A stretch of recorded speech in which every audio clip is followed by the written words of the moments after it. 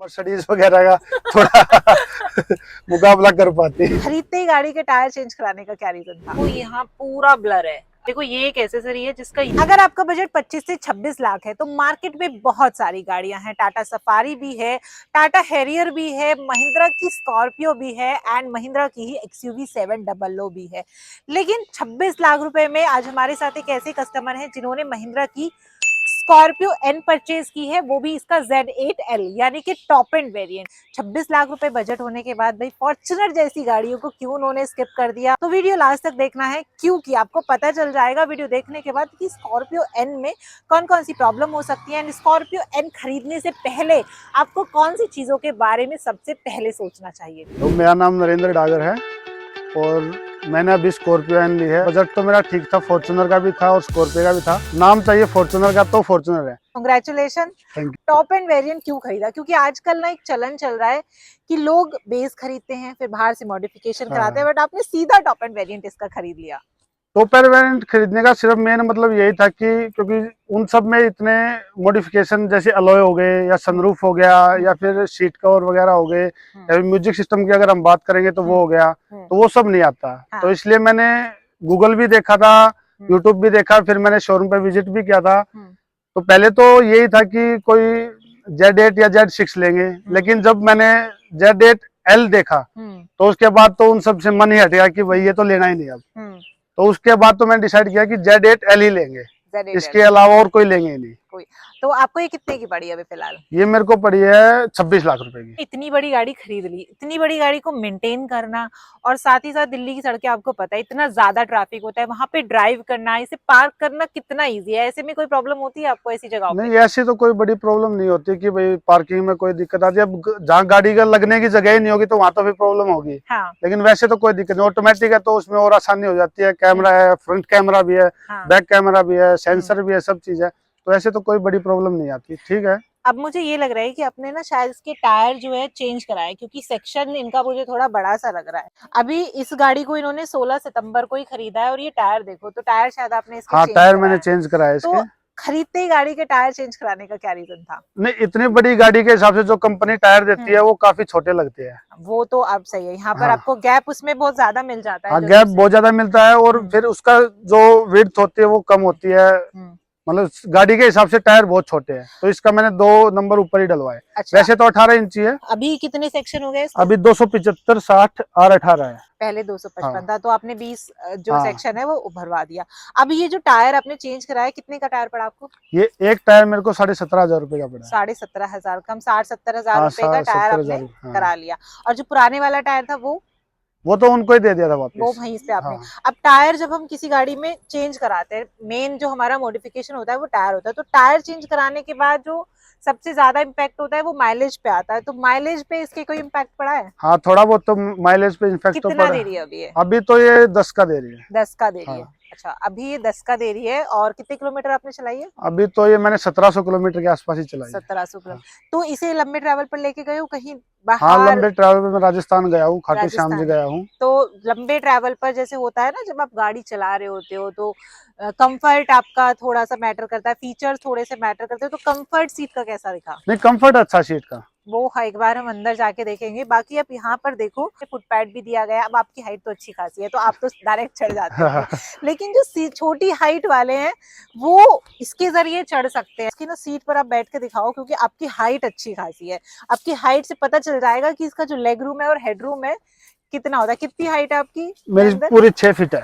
पूरी 6 feet height है और ये महिंद्रा स्कॉर्पियो एन के ऑनर है। अब ये देखो आपके हिसाब से जो है हाँ। बैलेंस है, हम मेरे हिसाब से अभी अच्छा है। तो आप मुझे बताओ सीट पे बैठ के इसकी कैसा फील होता है आपको? सीट पे बैठ के तो अच्छा ही फील होता है। बाकी इसमें ऑटोमेटिक सीट है। हाँ। तो हम एडजस्ट भी कर सकते हैं, ऊपर नीचे भी कर सकते हैं। और सबसे अच्छी बात ये है कि इलेक्ट्रॉनिक जो सीट दे रखी है वो सबसे बेस्ट अच्छा ऑप्शन है इसमें, मतलब बेस्ट ऑप्शन है। और प्लस ये आपने ऑटोमेटिक क्यों परचेज की? मतलब होता क्या है कि जब हमें माइलेज चाहिए होता है तो हम मैनुअल पे जाते हैं, अब आपने ऑटोमेटिक परचेज किया।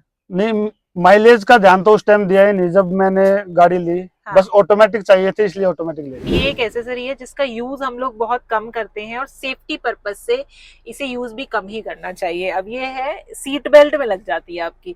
अब जो ये आपकी टू टू टू बीप जो बोलती रहती है ना बार बार, इससे वो बंद हो जाता है। अब गाड़ी कोई भी हो, गाड़ी में जो फ्रेशनेस लेकर आते हैं वो लेकर आते हैं इन्वॉल्व के परफ्यूम। और आज मेरे पास एक ऐसा परफ्यूम है इन्वॉल्व का जो फ्रेशनेस के लिए फेमस है। ये है इन्वॉल्व वन का सिट्रस। जब गर्मियों में आप बहुत ज्यादा एग्जॉस्ट हो जाते हो तो फ्रेश होने के लिए नींबू पानी पीते हो, सेम इस परफ्यूम के साथ भी है। गाड़ी में अगर आप इसे रखते हो तो आपको फ्रेशनेस फील होती है, कूलिंग फील होती है, साथ ही साथ ये आपकी कूलिंग इफेक्ट में भी हेल्प कर देता है। और 45 टू 60 डेज तक लॉन्ग लास्टिंग है, लीक प्रूफ भी है और इसे रखने के लिए कोई खास स्पेस क्रिएट करने की जरूरत नहीं। कप होल्डर में आपका ये बड़े आराम से फिट हो जाता है। अगर आपको भी परचेज करना है, अपनी गाड़ी में कूलिंग और फ्रेशनेस आपको चाहिए 24 घंटे रहे, तो जल्दी से जाकर परचेज कर लो। लिंक डिस्क्रिप्शन में है। 10% का डिस्काउंट भी मिल जाएगा अगर मेरा कूपन कोड भावना यूज करोगे। जल्दी जाओ, परचेज करो और बताओ कैसी लगी फ्रेशनेस। अब देखो ये 26 लाख रुपए की गाड़ी है। मैं फुटपैथ से बैठ तो बड़े आराम से गई हूँ, बट यहाँ पर इसमें जो को पैसेंजर सीट है ना वो मैनुअली एडजस्टेबल है। यहाँ भी इलेक्ट्रिकली एडजस्टेबल सीट देनी चाहिए थी, मुझे ऐसा लगता है। तो यहाँ पर ये फास्ट चार्जर है शायद, है ना? हाँ, ये फास्ट तो फास्ट चार्जिंग आपने यूज की है इसकी? हाँ, वो फास्ट चार्जिंग यूज किया, ठीक है, अच्छी स्पीड से चार्ज होता है। अच्छी स्पीड से कितना कितना देर में चार्ज हो जाता है? मैक्सिमम आधे घंटे में फुल कर देता है। आधे घंटे में फुल कर देता है। और बाकी जो फीचर हैं, इतने सारे ताम झाम इन लोगों ने दे रखा है यहाँ पे। कुछ इसमें फालतू के भी दे रखे हैं लेकिन हाँ। कुछ ठीक भी है। कौन कौन सा फीचर आपको फालतू का लगता है इसमें कि बेकार है? फ्रंट कैमरा ना भी हो तो चल जाएगा क्योंकि वो सब इतना काम का नहीं है, वो सिर्फ कभी कभी पार्किंग के समय काम आता है।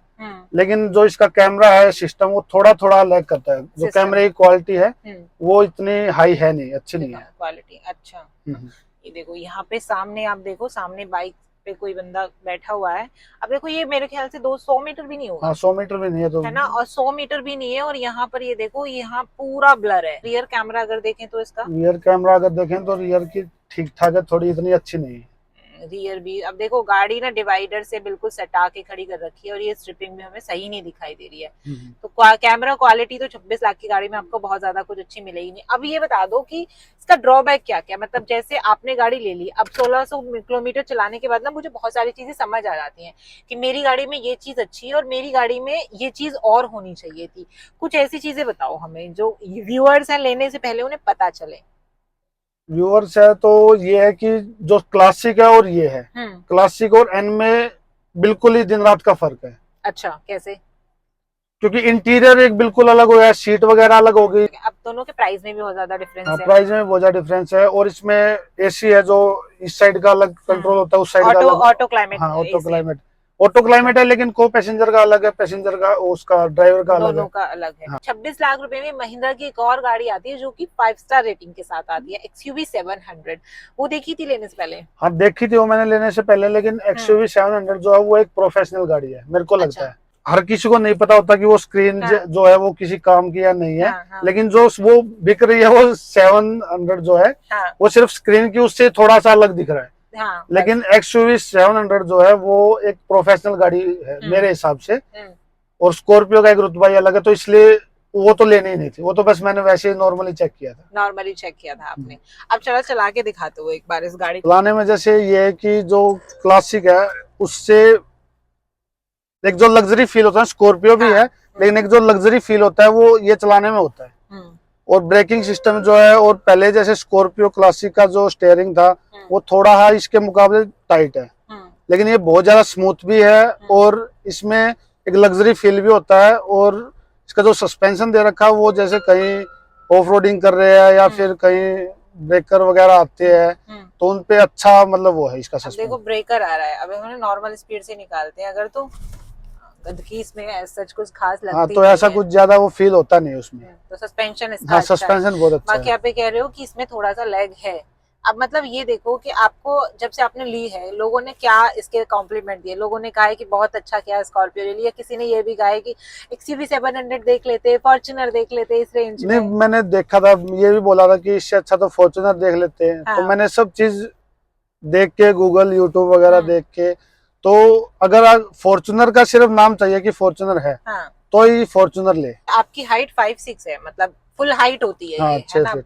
6 फीट फुल हाइट होती है, और 6 फीट से के जो नीचे वाले लोग हैं वो ज्यादा है, 6 फीट के ऊपर वाले जो लोग हैं वो बहुत कम है। तो ये इतनी बड़ी सी गाड़ी है, एकदम मतलब एसयूवी दिखने वाली गाड़ी इसे नहीं बोलेंगे, फुल साइज ये एसयूवी लगती है। इसका कंफर्ट कैसा, जैसे अभी क्या होता है, मेरी हाइट 5'7" है, बट फिर भी जब मैं गाड़ी पे बैठी होती हूँ, मैं ड्राइव कर रही होती हूँ, तो मुझे कहीं ना कहीं लगता है कि अगर मेरे से लंबा बंदा बैठे के ड्राइव करेगा तो शायद उसे दिक्कत हो।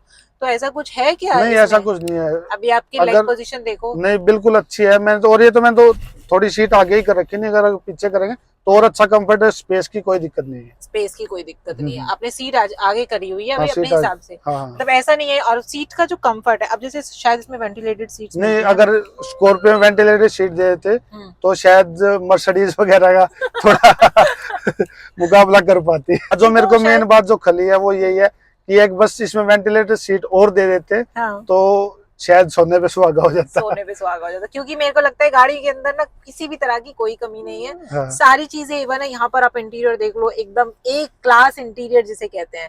कि इसका जो इंजन है, इंजन नॉइज कैसा है? जैसे आप इंजन नॉइज चलाते हैं। बहुत अच्छा है, साइलेंट है इंजन नॉइज। हम्म।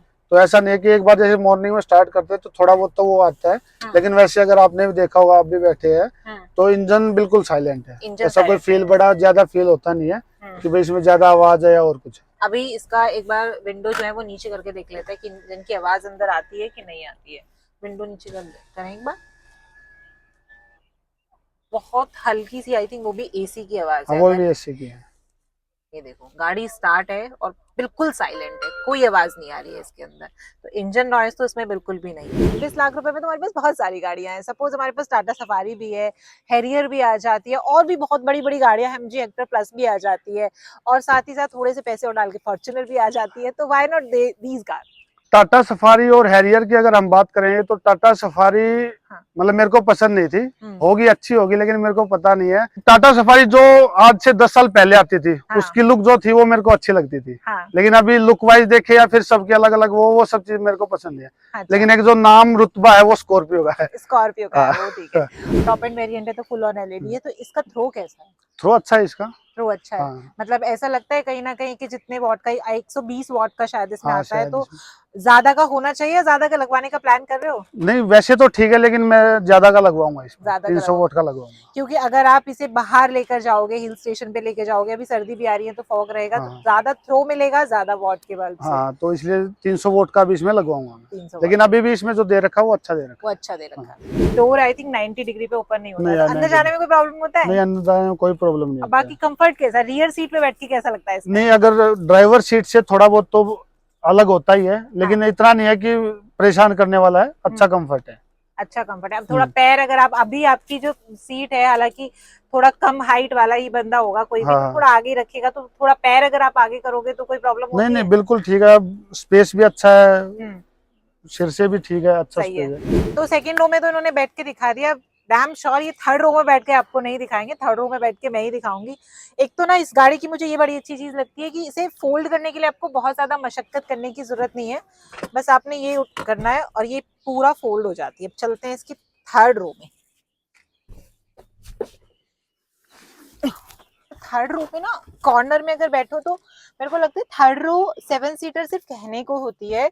अगर गाड़ी की थर्ड रो का आपको एक्चुअली यूज करना है तो वो सिर्फ बच्चों के लिए होती है, क्योंकि यहाँ पर मतलब बहुत लंबा अगर आप ट्रैवल करोगे, हालांकि एसी वगैरह सब कुछ है, स्पीकर भी आपको मिल जाते हैं, ग्लास एरिया भी, बट फिर भी कहीं ना कहीं थर्ड रो होती है। ऐसा लगता है ड्राइवर हमसे बहुत ज्यादा दूर है और यहाँ पर सिर्फ बच्चे ही बैठ के ट्रैवल कर सकते हैं। लेकिन इमरजेंसी है, थोड़ा 40-50 किलोमीटर जाना है, तो 7 सीटर गाड़ी बेस्ट होती है 7 लोगों के लिए।